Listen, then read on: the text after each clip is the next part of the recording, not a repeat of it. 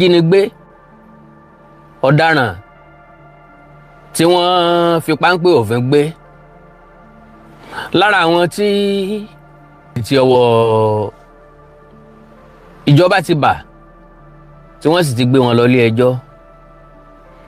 Òní ni wọ́n sún ìgbẹ́jọ́ sí, òní náà nìdájọ́ wáyé. So pápápá mo wá ní ká sáré reflect lórí ẹ̀ ká mọ báwo ni nǹkan ṣe lọ nílé ẹjọ́, ẹ̀sùn wo ni wọ́n fi kàn wọ́n, kí ni tó ṣẹlẹ̀ lọ́hùn, bó làwọn onítọ̀hún náà ṣe bara jẹ́, àbí ká sọ wípé ìbarajẹ́ wọn wọ́n kàn á tiẹ̀ ni. Torí àwọn nǹkan kan bẹ tó jẹ́ pé téèyàn bá ti ṣẹ̀ lẹ́sẹ̀ èèyàn náà ó ti máa fọkàn ro bí ìjìyà rẹ̀ ó ṣe tóbi tó.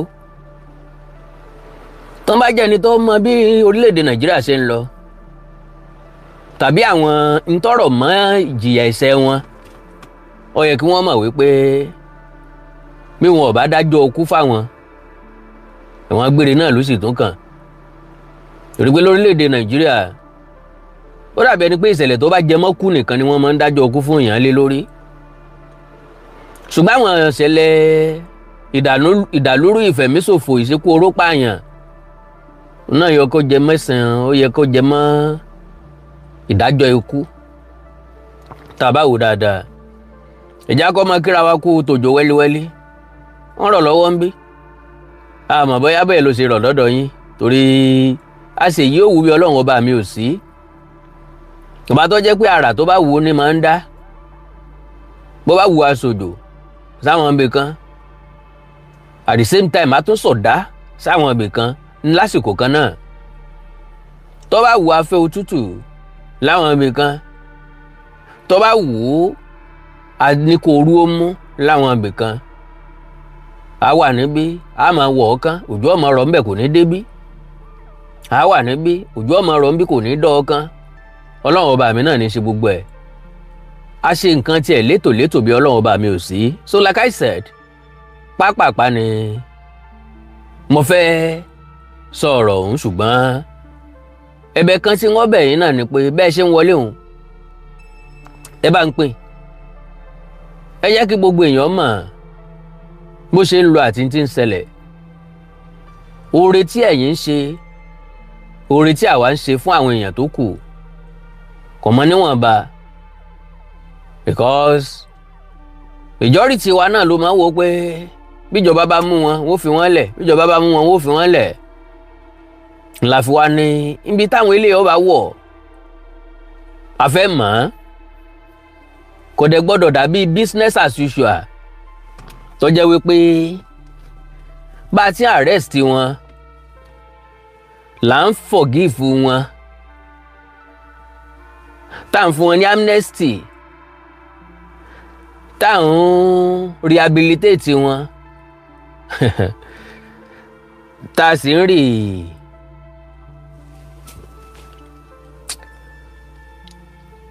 tá a sì ń dá wọn padà sáàrin society. So iléyìn ni gbogbo wa sọ wípé a fẹ́rù ẹ̀ mọ́. Ẹni tí wọ́n bá ti mú kán prosecute ẹ̀ kí wọ́n jẹ́ ká rí i, yóò lè jẹ́ káwọn míì tó bá tún fẹ́ ṣerú ẹ̀ kí wọ́n lè súnra kì, yóò lè jẹ́ ẹ̀kọ́ fáwọn tó bá tún nírú ẹ̀ lọ́kàn, yóò lè jẹ́ kóríyá fún àwọn aráàlú tá a fẹ́ mọ bí ti ń lọ, yóò sì jẹ́ ìfinilọ́kànbalẹ̀ àti kóríyá fáwọn tí wọ́n ṣe wàhálà láti ráwọn èèyàn wọ̀nyí mú. So àwọn ìdínú tí gbogbo àwọn ọ̀rọ̀ yìí ò fi ṣòfò tó jẹ́ pé gbogbo ẹ̀ ló ní iṣẹ́ tó máa jẹ́. Breaking news ló bá jáde, pàjáwìrì yàjóyàjó ó ṣe jáde náà ni mo ní kí n má jẹ́ kí tiyín ó di. Ọ̀rọ̀ tó bá gbalẹ̀ wọn ìsọ́ láàárọ̀, tó bá gbà àárọ̀ wọn ìsọ́ lọ́sàn-án, ọ̀sán lílé ìbá wa ọ̀sán náà la ní ká má jẹ́ kí tí ẹ̀yìn èèyàn ló di. Ṣé gbádùn mi? bàbá ní á dá dúró ta la fẹ́ dá dúró dè ẹ̀yin tá a fẹ́ bá sọ̀rọ̀ náà rèé látọ̀dọ̀ yín ní ọ̀dọ̀dọ̀ àwọn kan látọ̀dọ̀ àwọn kan ní ọ̀dọ̀dọ̀ àwọn kan bí ròyìn ṣe tàn kálẹ̀ bí òrùn ọ̀sán nù bí ṣe ràn mọ́ bí ìtàn mọ́ná nu bí n tá a sọ lórílẹ̀‐èdè Nàìjíríà bí ṣe di ti ń káàkiri àgbáyé nù torí pé ìṣẹ̀lẹ̀ torí rere ó kárò oko wálé ìjọ́rìtì èèyàn ló sì fẹ́ mọ bí ṣe ń lọ ìjọba mọ̀ fásitì pápápá wọ́n ti gbé wọn lọ ilé ẹjọ́ pápápá good afternoon sir pápápá wọ́n ti fẹ̀sùn kàn wọ́n pápápá wọ́n ti gbé wọn lọ ilé ẹjọ́ pápápá wọ́n ti dájọ́ ẹ̀wọ̀n gbére fún wọn. All right, ẹja farabalẹ̀ tẹ́ ẹ bá gbàgbé ní oṣù tó lọ níjọba ìpínlẹ̀ Ọ̀yọ́ sọ wípé ọwọ́ iléeṣẹ́ ọlọ́pàá ti bà àwọn afurasí ọ̀daràn 6 tí wọ́n ní líǹkì sí ìjínigbé Àwòrò Ìṣẹ̀lẹ̀ níjọba àbílẹ̀ Oríire. So àwọn 6 tí wọ́n mú yẹn God bless you sir, God bless you sir, God bless you ma. Àwọn ló ràn ìjọba lọ́wọ́ tí wọ́n fi gẹ́ẹ̀tì location àwọn ẹbí àwọn tó ṣẹ́kù sínú igbó tí wọ́n fi ààrẹ tí wọ́n fi wá àwọn ẹbí wọn lọ wọ́n fi kó àwọn ẹbí wọn rìkọ́ọ̀dù fídíò wọn sẹ́ǹdì ẹ̀ sáwọn ajínigbé tó wà nínú igbó. eléyìí làwọn rí tí wọ́n fi mọ̀ wípé ọmọjá ti kó ní yà ń rà á. ejò tí wọ́n kò ń bi tàná báyìí ni mo ṣe tí mo fi mẹ́rùn ìsín jẹ ẹ̀rùn á máa yan jura wọn lọ. àwọn náà ò ṣe mẹ́ni wọn ò ṣe méjì wọ́n gba kádàrá wọ́n yọ̀ǹda àwọn ọmọ wa àtàwọn olùkọ́ wọn tó ṣẹ́kù kí wọ́n máa lọ láyọ̀ àtàláfíà.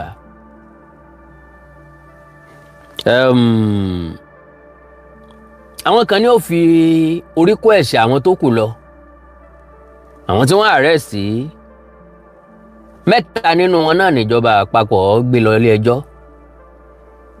ṣé ẹ gbàgbé nínú request àwọn tó jí àwọn akẹ́kọ̀ọ́ gbé wọ́n láwọn ọ̀gá àwọn kan ń bẹ ní ọgbà ẹ̀wọ̀n lágodi àwọn kan ń bẹ lábólóńgó kí wọ́n bá wọn dá wọn lẹ̀ ń bọ́ yá wọn ní 2 péré ni wọ́n. ìjọba ti bá àwọn méjèèjì náà lọ ilé ẹjọ́ ìjọba ti dájọ́ ẹ̀wọ̀n gbére fáwọn náà ṣùgbọ́n ẹ jẹ́ ká wo ti àwọn 3 tán gbé lọ ilé ẹjọ́ yìí tí wọ́n dá lẹ́jọ́ lónìí. So ó dà ẹ já kọ́kọ́ padà reflect lórí ìgbà tí wọ́n arrest àwọn yẹn. Ọ̀yọ́ State Police Command arrest 6 suspects linked to Ògbómọ̀ṣọ́ kidnap. I quote, the Ọ̀yọ́ State Police Command says it has arrested 6 suspects and local informants through operational tactics who were having conversation with the bandits responsible for the Àwòrò Ìṣẹ̀lẹ̀ Oríire local government area school abductions. Ǹjẹ́ ẹ mọ nǹkan tó ṣẹlẹ̀ tí wọ́n fi rí àwọn yẹn mú? Òun náà ni pé ìkan nínú wọn mú lára fóònù àwọn tí wọ́n jí gbé. Wọ́n mú àwọn kan bí tán ti wá gbé ransom, wọ́n wá gba ransom. Pé táwọn èèyàn bá fẹ́ san ransom, ibì kan ni wọ́n lọ gbé sí. Àwọn èèyàn kan ni ó gbà ń bẹ̀ tí ó gbé lọ fún àwọn ajínigbé. So wọ́n máa wọn kan fún yẹn. Ẹlòmíì tí wọ́n mú ń pé wọ́n bá fóònù ìkan nínú àwọn tí wọ́n jí gbé wọ́n bá lọ́wọ́ ẹ̀. Bó ni wọ́n ṣe bá lọ́wọ́ ẹ̀?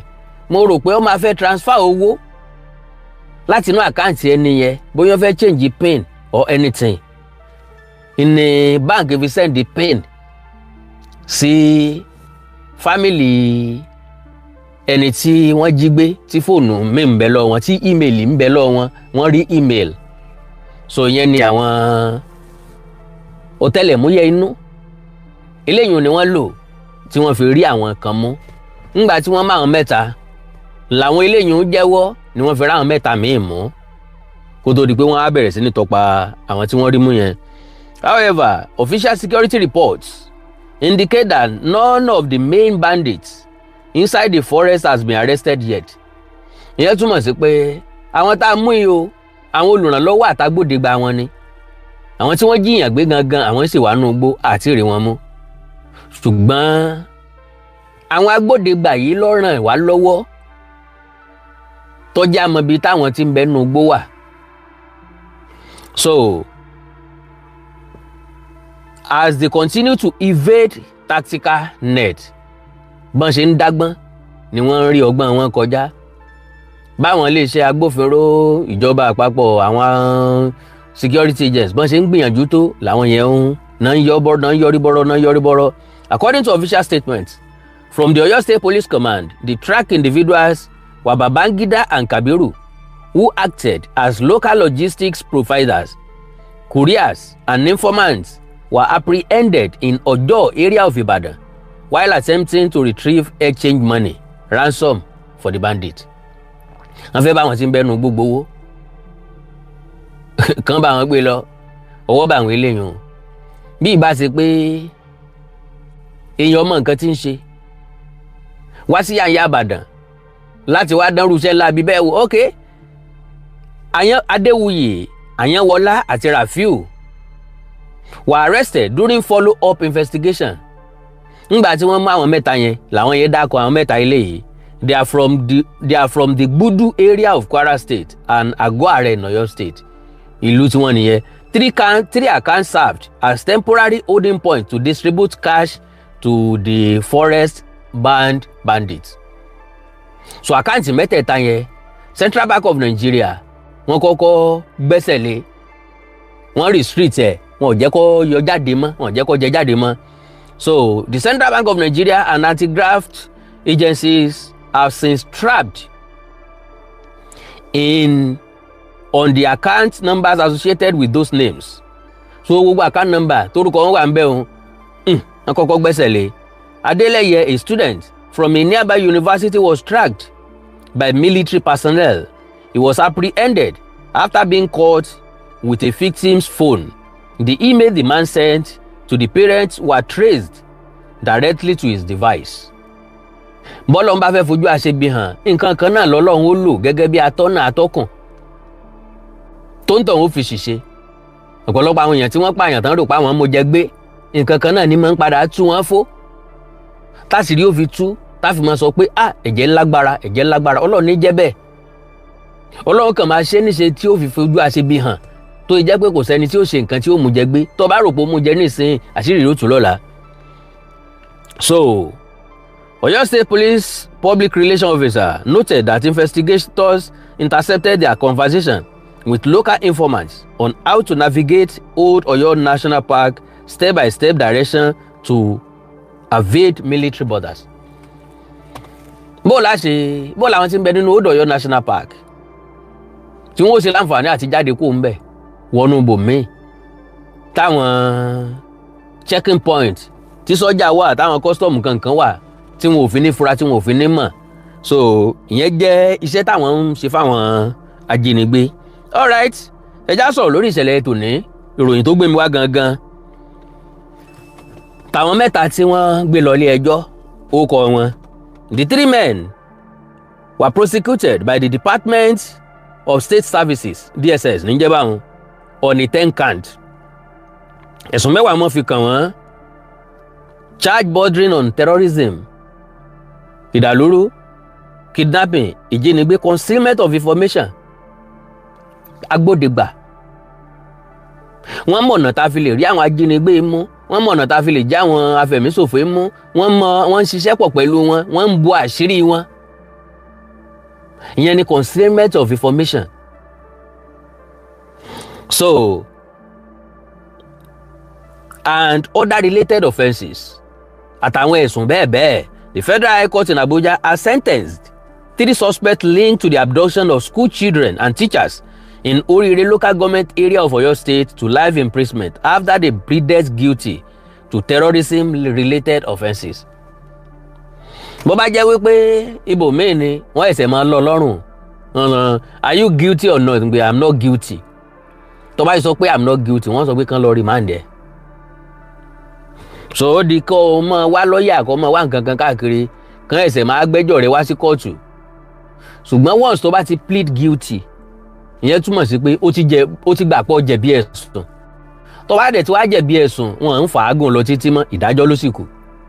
ọ̀dà o ń bá àgbà tó ti gbà pé ó jẹ̀bi ẹ̀sùn ìdájọ́ ẹ̀sùn rẹ̀ rèé ìjìyà ẹ̀ṣẹ̀ rẹ̀ rèé ńlókù. So after they pleaded guilty to terrorism-related offences, Justice Salim Ibrahim handed down the judgment on the 3 convicts identified as Abdulrasaq Umar, also known as Abu Khalifa, and Abu Khalid, Yunusa Musa, also known as Yunusa bin Musa, and Samisu Adamusani, also known as Abu Tisa, ordering that their life sentences take effect from the date of their arrest. Látọjọ́ tẹ́ ti mú wọn o ní ẹ̀wọ̀n gbére wọn ti bẹ̀rẹ̀. Ẹ gbọ́ kẹ́ni ìyàtọ̀ nù Asiru àtàlàdé. Ọjọ́ tán ti mú ẹ̀wọ̀n gbére ni o. Wọ́n yìí bọ́ nú ẹ̀wọ̀n gbére. Ìyẹn túmọ̀ sí pé wọ́n ò fọjọ́ sí títí ayé. Ìyẹn túmọ̀ sí pé bẹ́ẹ̀ ni wọ́n dàgbà tí wọ́n dògbó sí. Ẹ tún wá ní látijọ́ tẹ́ ti mú ló ti bẹ̀rẹ̀. Ẹ bá bẹ̀rẹ̀ látọjọ́ náà, ẹ bá bẹ̀rẹ̀ látọjọ́ ìdájọ́ pé sọ pé òní ló bẹ̀rẹ̀ o. Òní ìgbé àtọjọ́ the same thing náà ni. Ṣùgbọ́n torí bí òfin ṣe lọ, bófin ṣe là kalẹ̀, báwọn olófin ṣe máa ń ṣe, òun ni pé wọ́n ṣe ní step by step. Wọn ò ní rú mọ́ra wọn. Bí ìdájọ́ yẹn ṣe gbà náà ṣe máa gbé kalẹ̀. Ókè látọjọ́ tá a ti arrest wọn náà ni ìdájọ́ wọn ti bẹ̀rẹ̀. Bó bá jóṣù 6 náà wọ́n fún wọn. Wọ́n á sọ pé látijọ́ tá a ti arrest wọn, ìbá jóṣù kan lẹ́yẹ ti arrest wọn kẹ́ tó gbé wọn wálé ẹjọ́, ẹ ti máa jóṣù kan yẹn kúrò ńbẹ̀. Ní ti gbogbo yẹn mí náà nìyẹn. Okay. The 3 men were prosecuted by the Department of State Services, DSS, on a 10-count charge bordering on terrorism, kidnapping, concealment of information and other related offences. Before the sentencing, counsel to the defendant pleaded with the court to temper justice with mercy, urging Justice Ibrahim to impose lighter sentences. Ṣẹ́rí nǹkan àwọn lọ́ọ̀yà, àwọn agbẹjọ́rò, tán bá rọrùn wọ̀ kí wọ́n wá pè mí lẹ́jọ́. Iná. Àdáná, àríwárí kò pé méjì kan náà ni. Ẹ bá sọ pé àlùjánnà nílé wa. Kí náà bóun náà ti máa kọ bóun náà ti máa bẹ̀rẹ̀ orin yẹn náà. Àlùjánnà nílé àwọn lọ́ọ̀yà.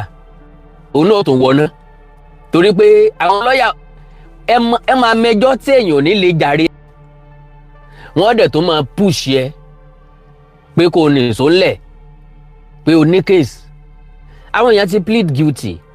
Agbẹjọ́rò wọn tó sọ pé kádájọ́ kó tamper justice with mercy. Iṣẹ́ wo ni wọ́n ṣe tó jẹ mọ́ mercy? Ṣé tí wọ́n ṣe sóṣèèsì ni àbí wọ́n mọ̀ọ́mọ̀? Kí la fẹ́ tamper justice with mercy lórí wọn fún? What? So but àwọn agbẹjọ́rò ò ní ṣàì ṣiṣẹ́ tiwọn. Àwọn náà ò ní ṣàì hack pé àwọn ń gbìjẹ ẹni yìí, àwọn ń defend ẹni yìí ni. Wọ́n mẹ́ntí ọ̀yẹ́ kan defend. Ṣùgbọ́n when money is involved, bí lọ́ọ̀yà bá sọ pé òun ò defend ẹ, iṣẹ́ kí wàá lọ gbà kí lọ read the school kí ló ṣe law fún? Kí ló jẹ́ lọ́ọ̀yà fún? Lawyer must be for or against. Is it that can speak for you or speak against you? So gbogbo ẹ̀ náà ló yé àwọn agbẹjọ́rò. All right. To impose lighter sentences, the defense lawyer argued that the convicts were first-time offenders. Ẹ gbọ́, ṣé ìṣe ọ̀rọ̀ òpònú nìyẹn? First-time offenders. Ìyẹn túmọ̀ sí pé wọn ò tí ì mú wọn fúnrú ẹ̀ rí. Ẹ̀ṣẹ̀ àkọ́kọ́ tí wọ́n kọ́kọ́ ṣẹ̀nu. Ṣùgbọ́n ṣé wọ́n fọ́ lójú ni àbí wọ́n di létí? Ṣé wọn ò ní rísì tán fi ṣe tàbí tán fi ṣẹ̀ṣẹ̀ yẹn? So ìyẹn ṣe wá kàn wá, ó ṣe wá kàn wá ń tiwa. So first-time offenders who had voluntarily pleaded guilty. Ń bọ́ jẹ́ pé wọ́n mú wọn, ẹ̀rí sì wà. Bẹ́ẹ̀ bá sọ pé ẹ̀ guilty, ń tẹ́ ẹ̀ guilty sí yẹn, ó ní iye ọjọ́ tẹ́ fi proof ẹ̀. Gọ́ọ̀mẹ̀ntì ó dẹ̀ máa provide the evidences wọn náà ni. Ẹ̀rí ta ń bíwọ̀ rèé, ń bíwọ̀ ló ṣe léyìí, ń bíwọ̀ ló ṣe léyìí, ń bíwọ̀ ló ṣe léyìí. Ó ti wà nù statement yẹn, ó ti jẹ́wọ́ ẹ̀ tẹ́lẹ̀tẹ́lẹ̀. So ìyẹn ò túmọ̀ sí pé wọ́n voluntarily pleaded guilty, describing their decision as evidence of genuine remorse. Remorse kí ni? Àwọn tí wọ́n ti tẹ́mi wọ́n ti tọwọ́ wọn bọ́ ńkọ́? Àwọn tí wọ́n ti extort, tí wọ́n ti lọ́wọ́lọ́wọ́ gbà ńkọ́? Kí ni kó jẹ́ tàwọn yẹn? Because kò yé èèyàn.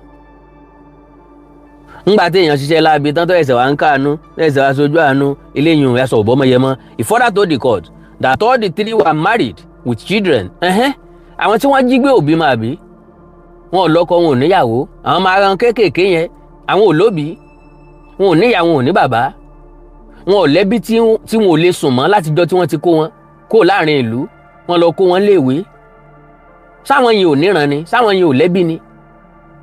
And again ńgbà tán mọ̀ pé àwọn ti níyàwó àwọn ti bímọ ṣùgbọ́n wọ́n lè gbéyàwó níyàwó wọnú igbó lọ wọ́n lè kó àwọn ọmọ ọlọ́mọ wọnú igbó lọ ajá mọ ọmọ tiẹ̀ fún lọ́mú ọmọ tẹ̀kù ló kì mọ́lẹ̀ it's okay kò sí wàhálà o.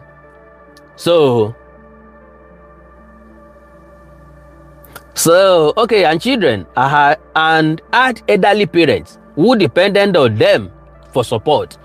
Ìkan nínú àwọn tí wọ́n jí gbé ní àwòrò ìṣẹ̀lẹ̀ ìyá àgbàlagbà yẹn ó lọ́mọ 3 ló wà láàrin àwọn ọmọ tí wọ́n kó ìyàwó ọmọ òun náà wà ńbẹ̀ màmá ò tí ì dàgbà tó àbí kò yẹ ká pítì àwọn. Alright, depend on them for support gẹ́gẹ́ bẹ́ẹ̀ náà ṣe depend lé gbogbo wa so kì í ṣàwọn nìkan ni àwọn parents wọ́n depend lé. According to him, most of the charges preferred against them were not directly related to the kidnapping itself and he urged the court to give them another opportunity to rebuild their lives.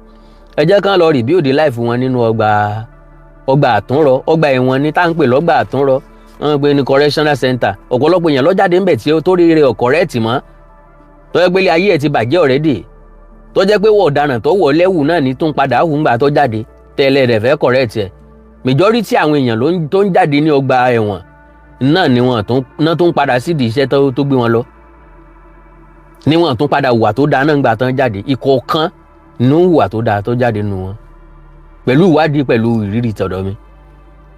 So however, counsel for the prosecution opposed the plea for leniency, arguing that the convicts knowingly concealed information about terrorist activities despite being fully aware of those involved in the operation.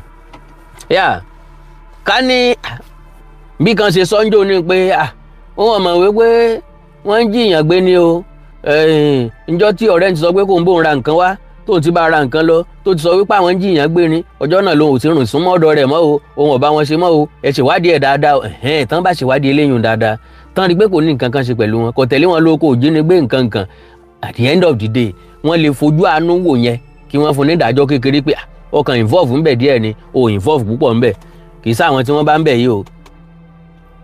So information knowingly conceal information about terrorist activities despite being fully aware of those involved in the operation. The prosecutor maintained that as Nigerian citizens, the defendants had a duty to report information concerning terrorist activities and those operating on the battlefield to the appropriate security authorities instead of shedding them. Yorùbá ló sọ wípé agbépo lájà ò jalè bí ò sẹ́ni tó bá gbà á lẹ̀. Majority àwọn ọmọ wa òde òní ò mọ nǹkan tí wọ́n ń pè ní àjà. Láyé àtijọ́ àjà níbi táwọn ìyá wa máa ń kó nǹkan sí. Àjà ni òrùlé bí tá ń gbé bí tá ń ṣe POP sí nìsín tá ń ṣe ceiling sí nìsín láyé àtijọ́ kò sí ti ń jẹ́ ceiling débi tí ó jẹ́ POP. Orí àjà yẹn wọ́n máa tẹ́ igi sí wọ́n máa tẹ́ pákó sí wọ́n ń kó nǹkan bẹ̀ wọ́n ń gbèpò bẹ̀ wọ́n ń kó ṣú bẹ̀ wọ́n ń kó oríṣiríṣi nǹkan bẹ̀.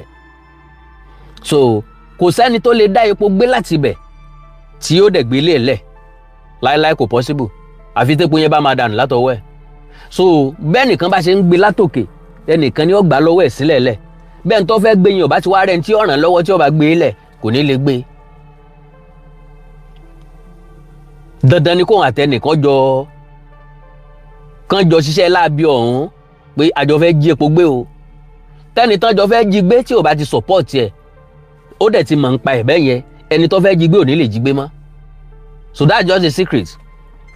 So following the reading of the charges, the 3 defendants pleaded guilty to membership of a proscribed terrorist organization. Wọ́n láwọn belong ìwọ ni kí wọ́n síjú àánú wọn torí pé first offender ni wọ́n. òkè èèyàn sọ pé ọmọ ẹgbẹ́ òkùnkùn kan lòun o ká tún wá ní àfojú àánú wò ó torí pé ó ti jẹ́wọ́ pọ̀ ọmọ ẹgbẹ́ òkùnkùn lòun iṣẹ́ láabi tán fẹ́ gbé òkùnkùn yẹn ṣe ń kọ́. So they also admitted to concealing information relating to the planning and execution of the abduction of students and teachers in Orire local government area. Wọ́n mọ̀ ń pa rẹ̀ náà wọ́n jọ sọ ni bóyá àwọn gan ni ó fún guideline bẹ́ẹ̀ ṣe rìn lélẹ̀ o because àwọn ló wà familiar àmàdúgbò yẹn. However, only the first defendant Abdulrasaq Umar alias Abu Khalifa pleaded guilty to count 7, 8, 9, 10. Ó ló ń jẹ̀bi ẹ̀sùn 4 nínú 10 tí wọ́n fi kàn wọ́n which bordered on allegedly receiving terrorist training. Òun gba training tiẹ̀ passing operational instructions and inciting members of a terrorist organization through the propagation of a particular religion ideology. Ó wà nínú àwọn tí wọ́n bá wọn kó àwọn ọmọ tán bá wọn kó yàn sínú ẹgbẹ́ adàlúrú ẹgbẹ́ afẹ̀míṣòfò. Ẹ̀sìn ni yóò sọ pé àwọn ń ṣe ọ̀nà ẹ̀sìn kan ni yóò pè fún wọn ìlànà ẹ̀sìn kan ni yóò pè fún wọn tí fi ń kó wọn jọ tó fi wá jẹ́ pé iṣẹ́ láabi ọ̀ ni wọ́n fi ń ṣe ṣerú èèyàn bẹ́ẹ̀ ló yẹ ká dáríjì láwùjọ. According to the charge sheet, the defendants, all natives of Niger State, knowingly withheld intelligence regarding individuals connected to terrorist activities, participated in kidnapping operations, and used a messaging platform to facilitate terrorist training and coordination. Àwọn eléyìí ń pilẹ̀ lọ́wọ́ nínú ìjínigbé. Wọ́n lọ́wọ́ nínú ìjínigbé. Wọ́n dá WhatsApp group lẹ̀ tí wọ́n fi ń kọ́ ọmọ ẹgbẹ́ ẹjọ́. Oríṣiríṣi WhatsApp group ló wà nísìn. Àwọn WhatsApp group kan wà tó jẹ́ pé wọ́n fi ń dájọ́. Àwọn kan wà tó jẹ́ pé àwọn ọmọ onínàbì ni wọ́n kóra wọn jọ ń bẹ̀. Àwọn kan wà tó jẹ́ pé àwọn olóṣòkùnrin wọ́n kóra wọn jọ ń bẹ̀. Àwọn kan wà tó jẹ́ pé àwọn comedian wọ́n kóra wọn jọ ń bẹ̀. Àwọn kan wà tó jẹ́ pé àwọn onímìms wọ́n kóra wọn jọ ń bẹ̀. Àwọn kan wà tó jẹ́ pé oríṣiríṣi iṣẹ́ oríṣiríṣi nǹkan ni wọ́n fi kóra wọn jọ bẹ̀. Àwọn oní IT, àwọn oní cooperative oríṣiríṣi nǹkan. Ṣùgbọ́n àwọn ò rí yẹn, àwọn ò rí eléyìí tó dáa fi create WhatsApp platform láti kó ọmọ ogun jọ láti máa wá jàlú lólè máa dàlú láàmú. Àwọn mẹ́tẹ̀ẹ̀ta wá láti ìpínlẹ̀ Niger. So ó rọrùn láti Niger láti wọlé sí ìpínlẹ̀ Ọ̀yọ́ àti ìpínlẹ̀ Kwara torí pé Bọ̀gú Niger State, Tápà Ọ̀yọ́ State. So now the federal government through the DSS accused them of concealing information capable of preventing terrorist attacks and of engaging in individuals aimed at supporting a proscribed terrorist group.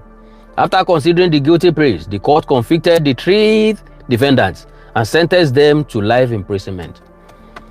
Kì í ṣe àwọn tí wọ́n mú ní Ìbàdàn ni wọ́n sentence yìí.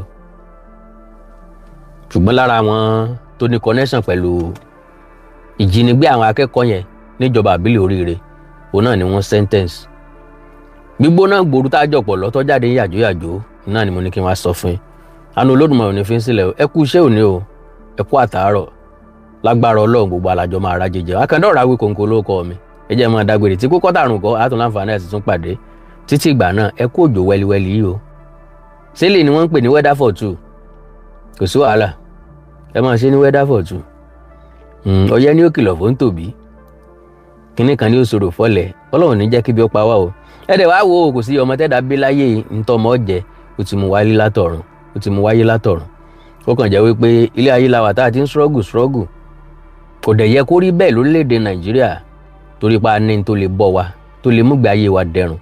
Ṣùgbọ́n àwọn olórí burúkú la nípò àkóso ìjọba orílẹ̀‐èdè Nàìjíríà. Nǹkan fi ṣèlú òtó nǹkan. Ṣùgbọ́n àwọn wèrè tí ń bẹ ò nílùú ṣe ni. Tara wọn ni wọ́n bá lọ.